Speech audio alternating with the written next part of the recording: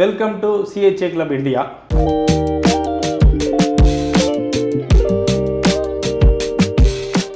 Advance ஆத்தரைசேஷனில் ஏற்கனவே பல கீ ஃபியூச்சர்ஸு எல்லாத்தையுமே நம்ம பார்த்துட்டு வந்திருக்கோம்.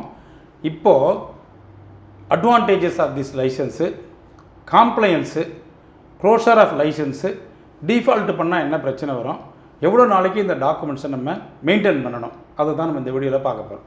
Practical advantage of advance authorisation. Substantial reduction in import cost.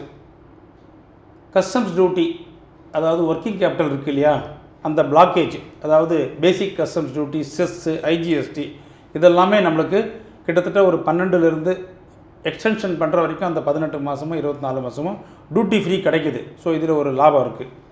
Third பார்த்திங்கன்னா, இந்த காஸ்ட் கட்டிங்னால் இன்டர்நேஷ்னல் ப்ரைஸிங்கில் வந்து நம்ம வந்து குளோபலி ஒரு காம்படிட்டிவ் ப்ரைஸை கொடுத்து இந்த ப்ராடக்டை எக்ஸ்போர்ட் பண்ணலாம்.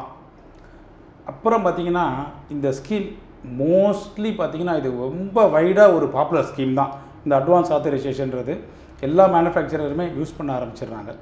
ரெடம்ஷன், அதாவது இம்போர்ட்டு முடிச்சிட்டிங்க, பொருளை இம்போர்ட் பண்ணதை மேனுஃபேக்சர் பண்ணி எக்ஸ்போர்ட்டும் பண்ணிட்டீங்க, அப்படியே சும்மா இருந்துட்டா லைசன்ஸு க்ளோஸ் ஆகிடுமா? கிடையாது. ஸோ நீங்கள் என்ன பண்ணணும்னா, இம்போர்ட்டுக்கு பில் ஆஃப் என்ட்ரி, மற்ற டாக்குமெண்ட்ஸ் இருக்கிற மாதிரி எவிடன்ஸு, அதுதான் இந்த லைசன்ஸில் இவ்வளோ குவான்டிட்டிக்கு இவ்வளோ பில் ஆஃப் என்ட்ரியில் சிங்கிள் பில் ஆஃப் என்ட்ரியோ மல்டிபிள் பில் ஆஃப் என்ட்ரியோ எல்லாத்தையும் சேர்த்து வச்சுக்கிறீங்க. எக்ஸ்போர்ட்டு சிங்கிள் எக்ஸ்போர்ட்டோ இல்லை மல்டிபிள் எக்ஸ்போர்ட்டோ, இதுக்கு என்ன ஒரே ஒரு எவிடன்ஸ் பார்த்தீங்கன்னா உங்களுடைய ஷிப்பிங் பில் தான். இந்த ஷிப்பிங் பில்லில் இந்த அட்வான்ஸ் ஆத்தரைசேஷன் நம்பர் வந்து கேப்சர் ஆகிருக்கணும். எவ்ரி ஷிப்பிங் பில்லில், அது ஓன் எக்ஸ்போர்ட்டாக இருக்கலாம், இல்லை டைடு வித் சப்போர்ட்டிங் மேனுஃபேக்சராக இருக்கலாம். லைசன்ஸ் நம்பர் அதில் மென்ஷன் ஆகலை அப்படின்னு சொன்னால் அந்த அக்கௌண்டபிலிட்டி நெக்ஸஸ், இம்போர்ட்டுக்கும் எக்ஸ்போர்ட்டுக்கும் அந்த டேலி பண்ணி அந்த ஷிப்பிங் பில்லில் வரலன்னு சொன்னால் நீங்கள் பாடுபட்டு பண்ண எக்ஸ்போர்ட்டு வேஸ்ட்டாக போயிடும், டியூட்டி வித் இன்ட்ரெஸ்ட் கட்டுற மாதிரி ஆகிடும். அது ஒரு முக்கியமான பாயிண்ட்டு. ரெண்டாவது, இந்த க்ளோஷருக்கு என்னென்ன டாக்குமெண்ட் பார்த்தீங்கன்னா, உங்களுடைய export invoice, shipping bill, bill of lading, எல்லாத்தையும் தாண்டி பொருள் எக்ஸ்போர்ட் பண்ணுறீங்கள்ல வெளிநாட்டுக்கு, அதுக்கு வந்து ஒரு பேங்க்கு ரியலைசேஷன் சர்டிஃபிகேட் அப்படின்னு உங்களுடைய பேங்க்கு ஆத்தரைஸ்டு டீலர் கொடுப்பாங்க. அந்த சர்டிஃபிகேட்டும் DGFTயில் நீங்கள் சப்மிட் பண்ண மாதிரி ஒரு கண்டிஷன் வரும்.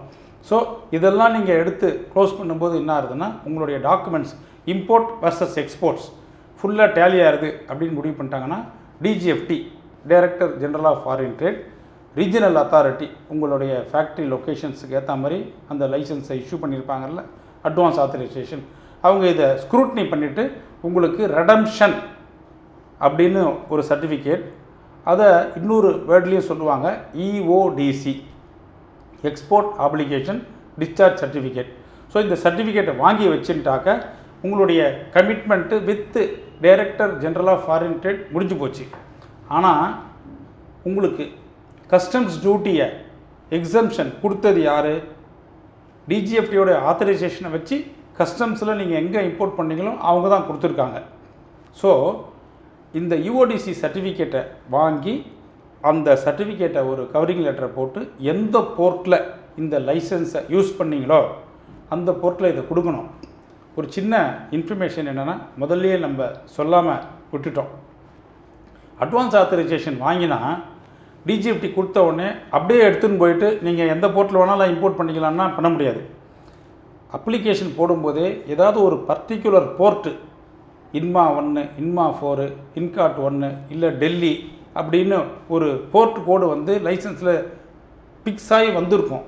அந்த போர்ட்டில் தான் நீங்கள் என்ன பண்ணியிருப்பீங்க, இந்த லைசன்ஸை எடுத்துன்னு போயிட்டு simple bond or with bank guarantee or without bank guarantee, அது என்னென்னு நான் பின்னால் சொல்கிறேன். ஸோ இந்த லைசன்ஸுக்கு நீங்கள் சில documents with bond, with bank guarantee or without bank guarantee தான் ரெஜிஸ்டர் பண்ணியிருப்பீங்க. ஸோ உங்களுடைய இம்போர்ட் எக்ஸ்போர்ட் முடிஞ்ச காரணத்தினால அந்த DGFT அத்தாரிட்டிஸ் உங்களுக்கு அந்த ரெடம்ஷன் கம் EODC சர்டிஃபிகேட்டை கொடுத்ததுனால அதை எடுத்துன்னு வந்து நீங்கள் இங்கே கொடுத்தீங்கன்னா இந்த சிம்பிள் பாண்டு கேன்சல் பண்ணி உங்கள் கையில் கொடுத்துருவாங்க கஸ்டம்ஸில். பேங்க் கேரண்டி ஏதாவது கொடுத்துருந்தா அதையும் கேன்சல் பண்ணி கொடுத்துருவாங்க. ஸோ நீங்கள் உங்கள் பேங்க்குக்கு அதை சப்மிட் பண்ணிடலாம். டோட்டலாக உங்களுடைய application with customs authorities as well us with DGFT authorities வந்து ஃபுல்ஃபில் ஆகிடும். காம்ப்ளைன்ஸ் ரிக்குவயர்மெண்ட், அதாவது டிஜிஎஃப்டி வந்து சில சமயம் ரிஸ்க் பேஸ்டு ஆடிட்டும் கண்டக்ட் பண்ணுவாங்க. எப்படின்னு பார்த்தீங்கன்னா, இப்போ இந்த நாம்ஸ் கமிட்டி இருக்குது இல்லையா, நீங்கள் வந்து ஒரு அப்ளிகேஷன் போடுறீங்க ஒரு சின்ன ஒரு பொருளுக்கு, அந்த எக்ஸ்போர்ட் ப்ராடக்ட்டுக்கு. நீங்கள் சொல்கிற பொருளுக்கு சில ரா மெட்டீரியல் யூஸ் பண்ணுவீங்க இல்லையா, அதில் வேஸ்டேஜ் வந்து 10% சொல்லுவீங்க, 20% சொல்லுவீங்க. உண்மையாகவே 10% 20% இருக்கான்னு சொல்லிவிட்டு சம்டைம்ஸ் ஒரு டவுட் இருந்தால் ஒரு ஆடிட் பண்ணுவாங்க. அதை தாண்டி எக்ஸ்போர்ட் முடிஞ்சு சில காலம் வரைக்கும் இந்த டாக்குமெண்ட்ஸை நம்ம ப்ரிசர்வ் பண்ணி வச்சுக்கணும். Shipping bill, bill of entry, அந்த யூஓடிசி காப்பி, இப்போ எல்லாமே வந்து என்ன ஆகிடுச்சுன்னா ஆன்லைன் ஃபெசிலிட்டியில் வருது. பட் ஸ்டில் ஒரு குறிப்பிட்ட பீரியடு நீங்கள் அதை மெயின்டைன் பண்ணணுன்றது தான் முக்கியமான காம்ப்ளைண்ட்ஸு.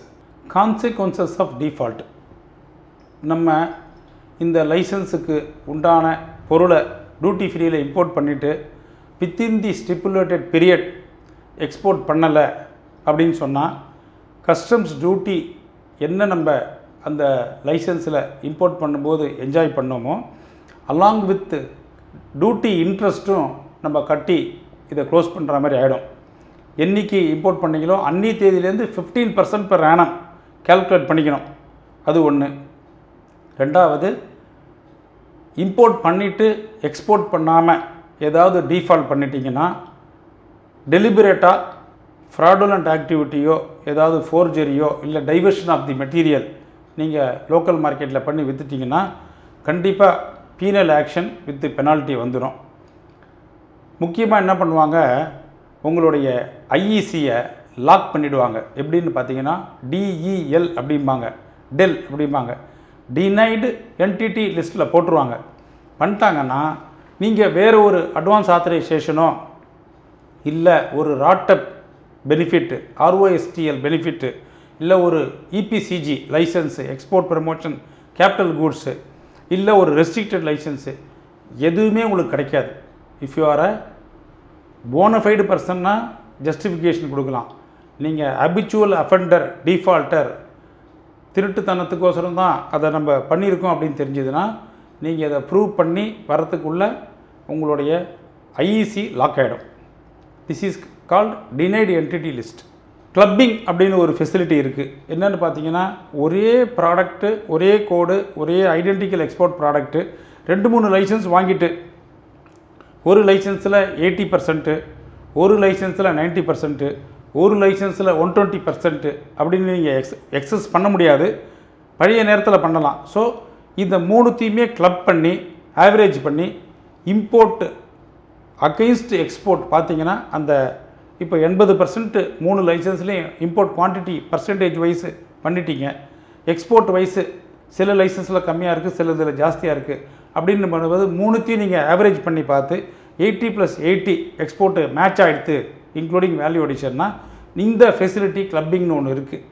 அதே மாதிரி ரெகுலரைசேஷன், நீங்கள் வந்து நிறைய இம்போர்ட் பண்ணிட்டீங்க 100%, எக்ஸ்போர்ட்டு 90% தான் பண்ணியிருக்கீங்க அப்படின்னு சொன்னால் கண்டிப்பாக 10% ப்ரொப்போர்ஷனேட் டு யுவர் இம்போர்ட்ஸ் வந்து அதில் ஷார்ட் ஃபால் இருக்குது அப்படின்னு சொன்னால் அந்த 10%க்கு நீங்கள் டியூட்டி வித் இன்ட்ரெஸ்ட் வாலண்டராக முதல்லையே தெரிஞ்சிச்சுன்னா கட்டி முடிச்சிட்டிங்கன்னா அந்த வித்தின் தி ஸ்டிப்புலேட்டட் EO பீரியடுக்குள்ளேயே உங்கள் லைசன்ஸுக்கு உண்டான டாக்குமெண்ட்ஸை நீங்கள் சப்மிட் பண்ணிவிட்டு லைசன்ஸை ரெடீம் பண்ணி EODC வாங்கிட்டீங்கன்னா கன்சர்ன்டு ஜூரிஸ்டிக்ஷனல் கஸ்டம்ஸ் அத்தாரிட்டிகிட்ட எங்கே லைசன்ஸ் ரெஜிஸ்டர் பண்ணீங்களையோ பாண்டையோ பேங்க் கேரண்டியோ போத் கேன்சல் பண்ணி ஆப்ளிகேஷன்லேருந்து வெளில வந்துடலாம். இந்த advance authorisation chapter 4 of FTP DGFT policy வந்து ரொம்ப பெருசு, வாஸ்ட்டு சப்ஜெக்டு. நான் வந்து சில கீ ஏரியாஸையும் நூவான்சஸையும் சூஸ் பண்ணி சில வீடியோஸில் கொடுத்துருக்கேன். இம்போர்ட் எக்ஸ்போர்ட் சம்மந்தமாக நிறைய தெரிஞ்சுக்கணுன்னா CHA Club India சேனலை சப்ஸ்கிரைப் பண்ணுங்கள். தேங்க்யூ.